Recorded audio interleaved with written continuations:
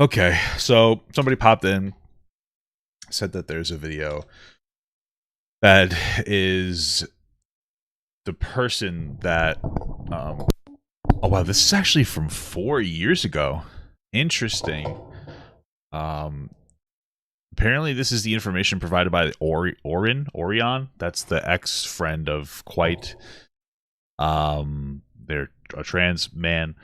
So, yeah, I guess we'll see what they have to say.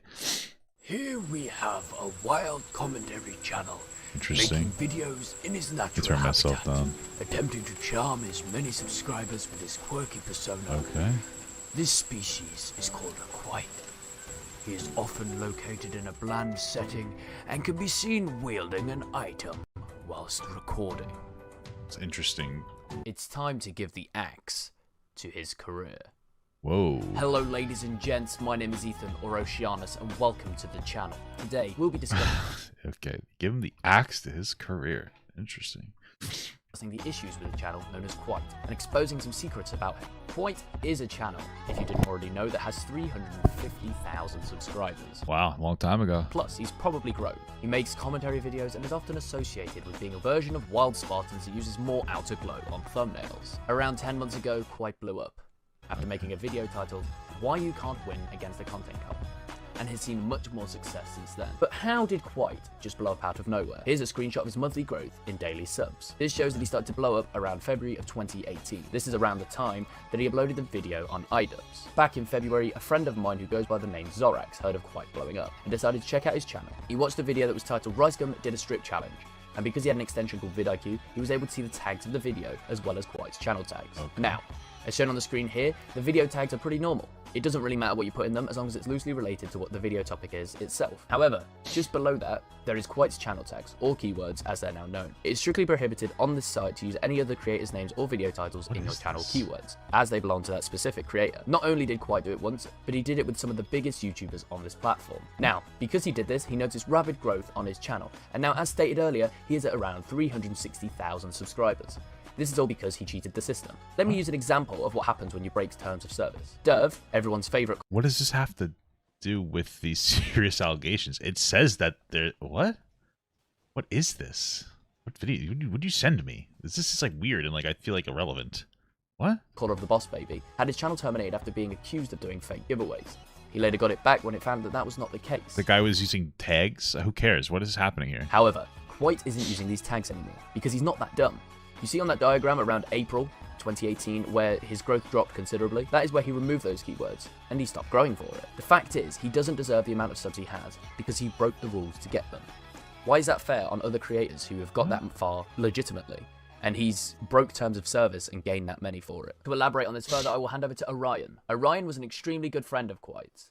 They know each other's parents and cared for one another, or at least Orion thought he cared. Take it away. Hey guys, I'm Orion. I met Kwite early 2016, around about January, because it was around about my birthday. I was a very little known artist, nobody heard of me, so I thought, hey, Zaptai has recommended this guy, and he's used the same character stills for 6 months, I might as well reach out to him. I said, hi, I'm willing to redo your character stills to update your persona. Something to keep in mind is in the original Twitlonger, the individual said that they wrote that Twitlonger when, like, at this time, around this time of the video, right? They said they had written it already, like, a long time ago, and that if you're seeing it whenever it's released, that, you know, however long has gone by. Somebody, let me go to my video and bring it up, if I can find it. The Twitlonger. Hello, I never felt I could come out about this. I struggled with this for a year. Well, for years before writing this, and I doubt it'll be anything close after I tell the release. But in the case you are reading this, I doubt it'll be anything close for years after I write this that it will ever be released. But in the case you are reading this, I have come out about it. Okay, yeah. I wonder when they wrote this. Okay, I don't know. This is a little bizarre. DM me if you are ready or want that to happen. Within 10 minutes, a man known as Kwite was in my Twitter DMs and we were exchanging Discord. The first call that we had was both about the character stills, which I still have, and we also talked about Pokemon, Mystery Dungeon, etc., etc. At first, we were kind of on and off like acquaintances, but then we started to get really, really close. Okay. Especially around about summer of 2016, we met up in my home city. He drove halfway and I drove to a certain spot and we agreed to meet up. I took him around town and I paid for everything because I insisted that since I was the host, it was my job. And we went to a trampoline park because he was really into trampolines at the time. Okay. And we went to go-karts because it's really fun. Then we were still really good friends. He was around for the biggest breakup that I had because it was a little public event. And though I should have taken some notes when he defended somebody who called me a pedo apologist, that there was something the issue, but I kind of shrugged it off into like maybe, you know, he just didn't want to think bad about somebody he had met. And wait, what? though I should have taken some notes when he defended somebody who called me a pedo apologist. Oh, he defended somebody who called them. Okay. That there was something the issue, but I kind of shrugged it off into like maybe, you know, But he why would they just a pedo didn't want to think bad apologist? about somebody he had met and would talk to them about it later. Okay. Cut to planning to VidCon. We met up in February of 2017. By that time, I had helped him with quite a few things and we considered each other best friends. I wasn't his best friend, but I was one of his closest. I had helped him through self-harm, which I'm still susceptible to, and I had confided with him about my autism and how it affected me, and he had helped me a lot with dealing with that. Okay. Cut to February, where we met up for the second time, and I remember it was February because we went to see Black Panther. Okay. It was fun, and I distinctly remember him getting out of my car, but stopping midway and saying, "Just remember, I really care about you," Okay. and then closing the door, which made me feel really good because, So far, this is just kind of like following the twit longer. you know, this was my best friend. We had met up for the second time. He still cares about me. But 2 weeks later, he randomly starts ignoring me. This was around about the time when he got around about 10 to 15,000 subscribers. I thought, maybe he's busy, but I still needed one of those validation checks that he usually responded to very quickly. Alright, so I'm assuming a validation check is just like, check to, I don't know, it seems like a mental health thing. Like if you're having a rough time, like, hey, can you please validate the way I feel? It's fair. Like I obviously, like that's happens with my wife sometimes. She's like, do you really love me? It's like, yeah, of course. Okay, interesting. After he didn't respond to Discord messages, I texted him on his phone because I had his phone number, as well as I'd met his parents, I had his address. I have a lot of secrets on him because we were best friends. Oh. I texted him. That sounds a little threatening. Wait, what? I have a lot of secrets, I had his phone number. After he didn't respond to Discord messages, I texted him on his phone because I had his phone number, as well as I'd met his parents, I had his address. I have a lot of secrets on him because we were best friends. That just comes off as weird. Listen to the car part again? What? They didn't get to the car part, did they? That just comes off as a little threatening, though. I texted him. He didn't respond. Maybe they just for drifted 2 apart. days. I don't know. And in the middle of a call with one of my dear friends, The Right Opinion, I get a call from him. And I think, oh, finally, he's made some time. He's not busy anymore. Except when I join the call, he starts off with implying that he didn't like me anymore. Okay. It was cold, it was weird, it was out of character, and then he started, when I asked why he was acting like that, and why some of my messages weren't going through on iMessage, he proceeded to berate me and call me all kinds of really bad names and call me sad, I disgusting and too codependent and needy and too much to handle. And well, listen, I don't know about the berating. That's obviously wrong to berate somebody, but if you like, it's not unfair for somebody to not want to interact with you because you might be too codependent or needy. I know that's sad. I don't say that as like an LOL, but you know, your mental health issues aren't everybody else's responsibility. It's nice when people are nice to you. They should be considerate, but, you know, not everybody can handle being that person there. It sounds like they were for a long time. Maybe they just couldn't do it anymore. I don't know. Annoying, which he knew is one of my buzzwords because of my past. And when I started crying, he started to yell at me and said a lot of really bad things that I don't want to even repeat because I don't want to cry. Okay. And he just yelled at me and then hung up on me.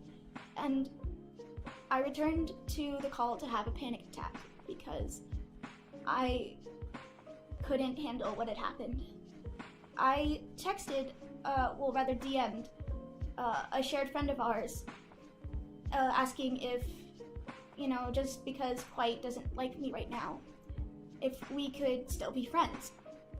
And obviously Kwite had talked to him because he then sent me a 5+ paragraph note about how disgusting and selfish I was. Okay.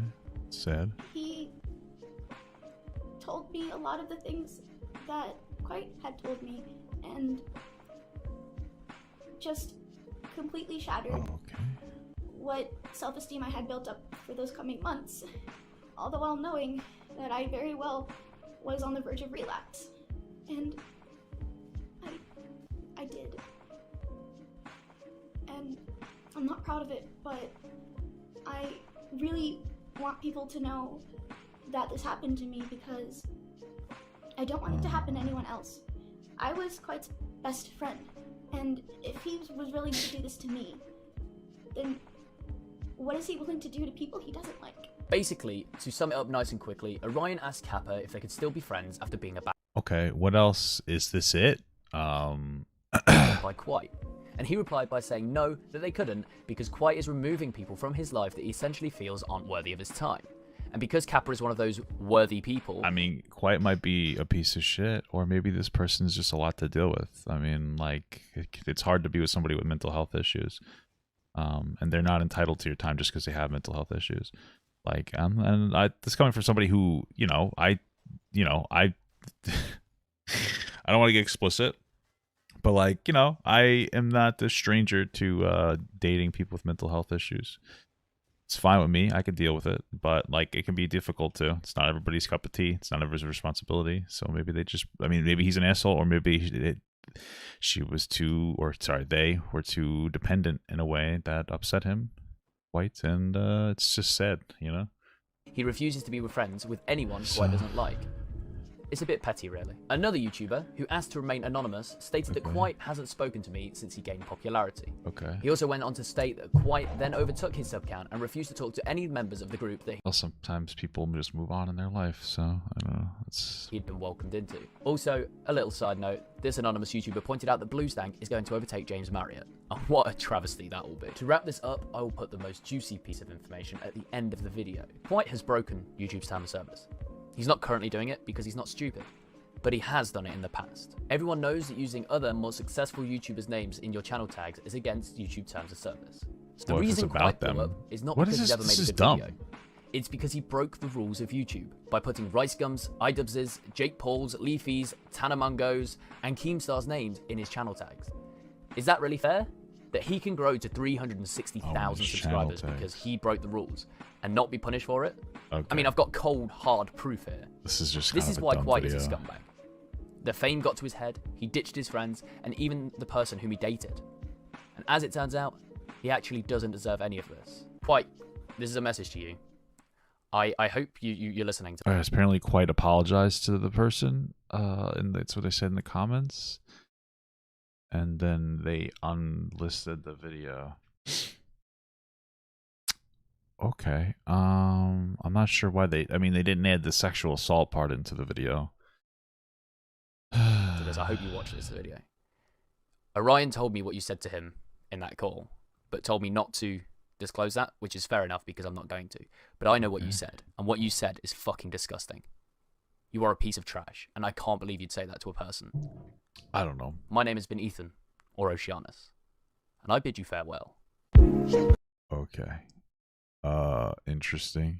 I want Papa Gut to pee on my face, but just as a friend. There's nothing weird about that. I want him to pee on my face.